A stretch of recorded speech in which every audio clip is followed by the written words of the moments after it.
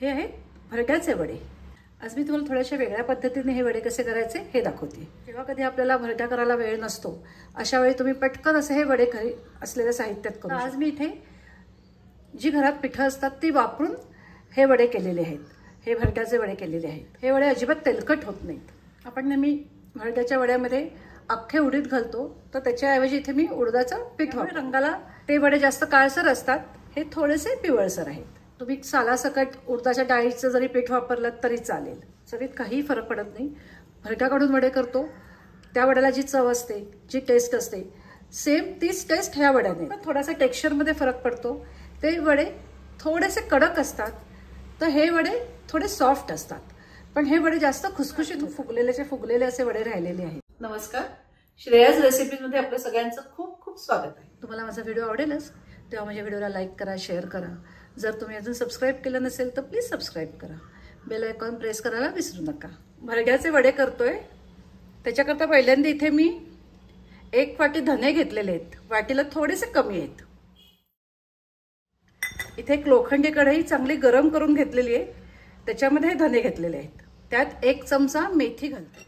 एक 5 मिनिटं ह्याच्यात असे राहू देत ह्या गरम कढईत। त्याच्यानंतर मग मिक्सरवर ह्याची पूड करून घ्यायची, पावडर करून घ्यायची। आपल्याला धने भाजून घ्यायचे नाहीत, तर जरासे गरम करून घ्यायचे। त्याच्याकरता आधी कढई गरम करून घ्यायची आणि त्या गरम कढईमध्ये धने आणि मेथी घालायची की ते छान गरम होतात आणि त्याची पूड पण अगदी छान होते।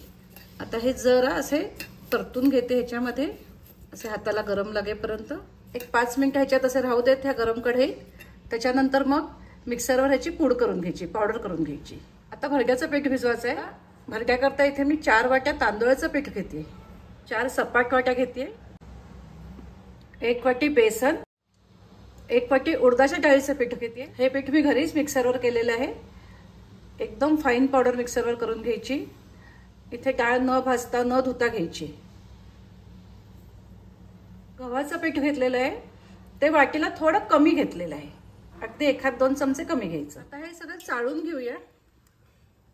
चाळून का घ्यायचं, त्याच्यामुळे सगळी पिठं छान मिक्स होतात। धने मेथीची जी पावडर केली होती ती ह्याच्यामध्ये मिक्स करते। आता आपल्या आवडीनुसार तिखट वगैरे घालायचं। इथे मी 1 चमचा तिखट घालतेय, अजून थोडं घालतेय। हळद पाव चमचा, थोडासा हिंग ऑप्शनल आहे। 4 चमचे, 4 ते 5 चमचे घाला। मीठ 1 चमचा, तिखट मीठ तुमच्या आवडीनुसार। हे सगळं मिक्स करून घेऊया।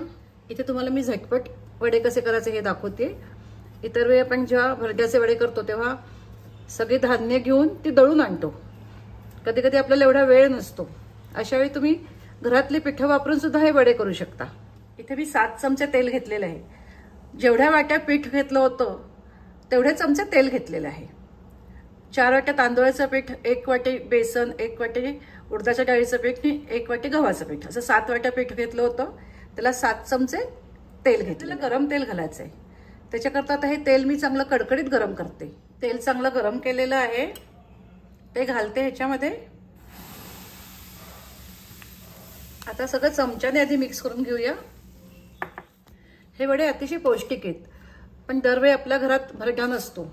अशा वेळी तुम्ही सगळी पिठं घेऊन असे हे वडे करू शकता। मी थोडी कोथिंबीर घालते। हे सगळं हाताने कालवून घेते, असं चोळून चांगलं कालवून घ्यायचं। ते तेल सगळं ह्या पिठाला लागलं गेलं पाहिजे। तर एकदा इथे थोडीशी चव बघायची, मीठ तिखट बरोबर झालंय का, ते लागलं तर थोडंसं घालायचं। आता आपल्याला हे पीठ कालवून घ्यायचं आहे, कोमट पाण्याने कालवून घ्यायचं।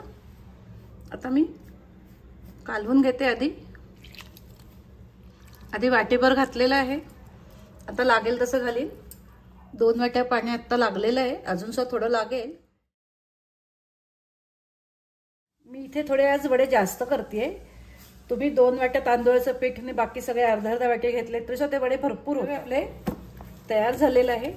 थोडं तेल लावल्यावरनं हे बघा इतपत पाहिजे, खूप घट्ट नाही, खूप सैल नाही, असं पाहिजे। घट्टच पाहिजे, थोडंसं सैल तर अजिबात नाही पाहिजे। हे बघा, हे इतकं ते व्यवस्थित झालेलं आहे। मला 4 वाट्या पाणी लागलेलं आहे एवढं पीठ कालवायला। आपल्याला अर्धा तास झाकून बाजूला ठेवून द्यायचं आहे आणि मग अर्धा तासाने वडे करायचे। आता अर्धा तासाने बघूया। अर्धा तास झालेला आहे, आता हे चांगलं मळून घेऊया। मी घेतलं थोडंसं बाजूला काढतेय, मला आत्ता एवढे सगळे वडे नको आहेत, तर आता हे मी फ्रीजमध्ये असं ठेवून देते। आणि नंतर 2 दिवसांनी ह्याचे वडे करते. हे चांगलं मळून घेतलेलं आहे. आता लहान लहान त्याचे बॉल करून घेते, चात्या करून घेते. हे बघा एवढ्या करायच्या. पुऱ्या करतो तेवढे आपल्याला लहान लहान असे गोळे करून घ्यायचे. पोळपाट घातलेला आहे, त्याला तेल लावते. लाटण्याला पण तेल लावून घ्यायचं. आता वडे करूया. तुम्हाला इथे मी लाटून दाखवते. मी इथे लाटून वडे करते. तुम्ही थोपून वडे केले तरी चालतील, पण थोपून वडे करायला जरा वेळ लागतो. घरी जेव्हा आपण एकटेच असतो तेव्हा सगळं जमत नाही. अशाही लाटून करा. हे सुद्धा वडे छान फुगतात. बघा खूप जाड नाही आणि खूप पातळ नाही, असे लाटून घ्यायचे. एका वेळी 5 वडे करते. तळाला बरे पडतात. लाटून नंतरचं हाताने जरी थापून घेतले तरी चालतं. इतकं छान झालेलं आहे की थापले पण छान जातात. हे बघा तुम्हाला मी थापून सुद्धा एक दाखवते. तेलाचा मात्र हात लावायचा थोडा. तेल तापलं का बघूया. हे बघा तेल छान तापलेलं आहे. हे टाकलं बघा वर आलेलं आहे. आता वडे तळूया. हे बघा किती छान फुगलाय. बघा किती छान झालाय. बघा वडा छान फुगलाय.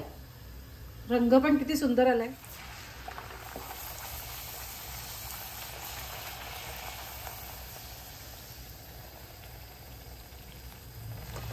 गॅसची फ्लेम मी लो केली. आता चांगलंच तेल तापलेलं आहे.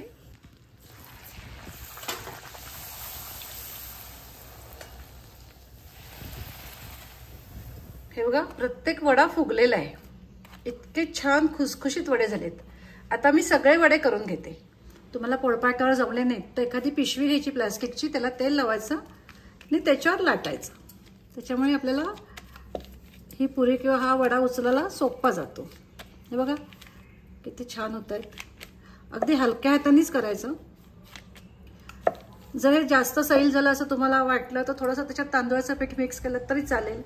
त्यामुळे भिजवताना घट्टच भिजवा.